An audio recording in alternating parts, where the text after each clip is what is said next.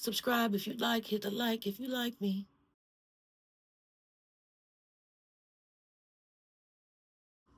There's a few things I've noticed about myself lately when it comes to parenting that I'd like to improve upon. I think there's three. I'm not sure. We're going to see. One is making spaces to argue with my teenagers. I'm not going to argue. I'm not going to allow them to argue with me. I believe that arguing is the lowest form of communication. Honestly, we're all supposed to be communicating telepathically. We all have that ability, but we haven't developed it because we're so busy using our mouths. Talking too much puts me in a position to be wrong, to put my foot in my mouth, to have to apologize.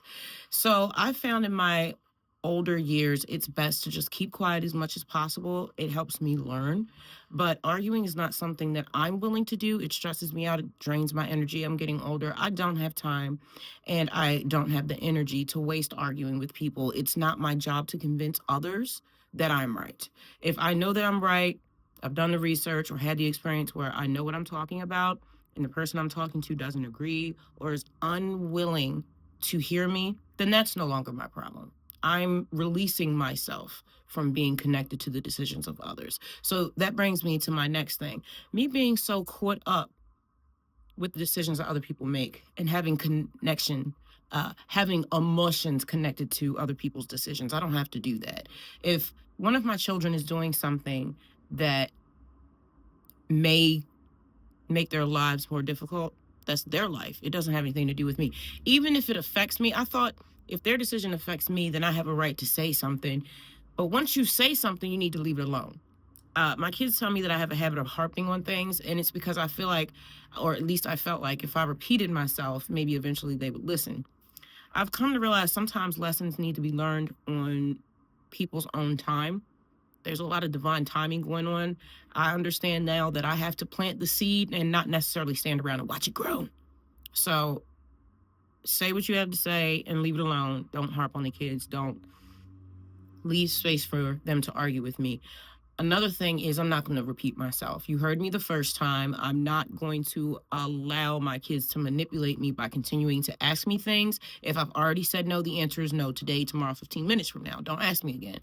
I'm very open with my children about my mental health stuff, and sometimes they use it against me. I'm not going to hold you. They do.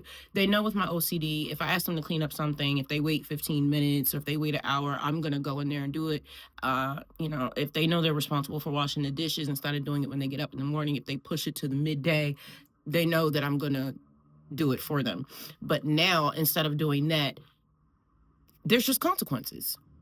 I don't have to raise my voice. I don't have to repeat myself. I'm just going to enact those consequences if you don't do what I ask you to do within a certain amount of time, a reasonable amount of time to where you know it's not going to irritate me or frustrate me. If you do that, that's not a problem. But if you don't, then there's a consequence. And I'm not going to keep reiterating the consequence after I've made it clear. Make myself clear, say it from my chest, don't repeat myself, don't leave space for them to argue with me, and stand on business when it comes time to push that button for discipline. Now, I'm not real big on punishments. The most extreme thing I'll do nowadays is take the phone, but I rarely ever have to do that.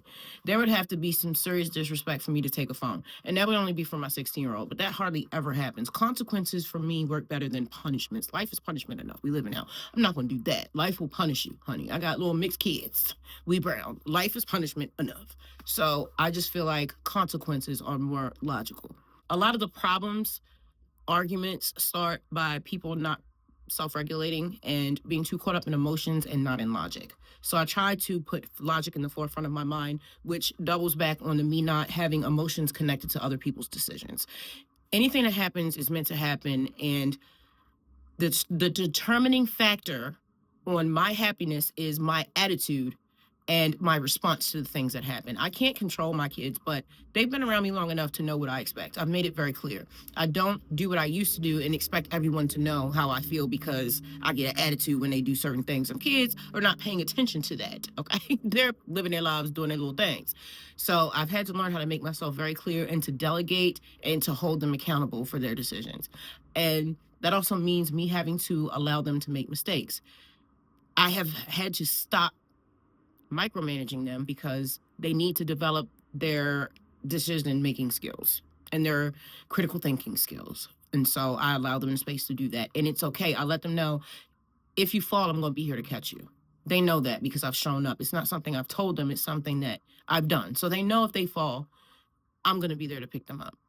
So as my children get older, I'm finding that the role that I play in their lives is also evolving as much as their age is.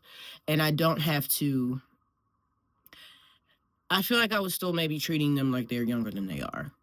And so I had to check myself and see what role I was playing in arguments and all types of stuff going left in my family. So I'm a lot more accountable today. I always have to stay ahead of them as far as maturity because I have my own trauma that I'm dealing with, right? And sometimes I can get very easily aggravated, but that's a me issue. It's not a them issue. They don't know that they're triggering me. They don't know that. They're just living their lives. So I have to look at my own behavior a lot. And that's why I love making videos so that I can keep track of my progress. Something I think people may get misconstrued is when I make a video about something, I'm not asking for advice and I'm not trying to get people to do what I'm doing. I'm simply tracking my growth and sharing my mistakes and sharing the lessons that I've learned. That's it. I'm just sharing. I know that everything will work out. I believe in myself. I believe in God, and I believe in this process. And it is a very, very long process, but it's one that I don't have to suffer through. And I was telling my son that earlier. We're not here to suffer. Suffering is part of life. Yes, it sucks. And, we don't need to be mad at God. God's not the one going around doing all this little flawed stuff. It's people doing that, and it saddens me that people want to blame God for the condition of the world. But all I can tell him is that we're here to evolve and to love and to be strong and to get out of this matrix. I know sometimes it feels like we're stuck, but we're not, and we're not victims. Hearing him say that was like watching God not believe in itself, forget that it's God, and then be afraid of what it created. That's what it was like. Watching him be so doubtful and fearful of not knowing what God is and being angry of being stuck here. But either way, that's a whole nother video. That's another video, but I just wanted to share those things with you because I'm not playing with these kids and they are not going to suck the life out of me. I'm getting older and I don't want to keep making the same mistakes that I made in the past. I made all my worst mistakes with the oldest kids. So now that I have the 3 youngest, I want to try to do the best that I can. And that starts with looking at the man in the mirror, mirror, mirror. I love you. Thank you for spending time with me here in Fury World. If you're interested in more videos about parenting, mental health, or spirituality, check out my playlist. If you'd like to check out my music, it's available on all music streaming platforms worldwide under my artist name, The Fury of Abyss.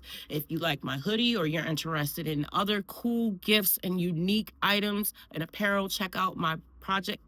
Check out my store, projectfury.etsy.com. I love you, and I'll catch you in the next episode. Peace. Subscribe if you'd like. Hit the like if you like me.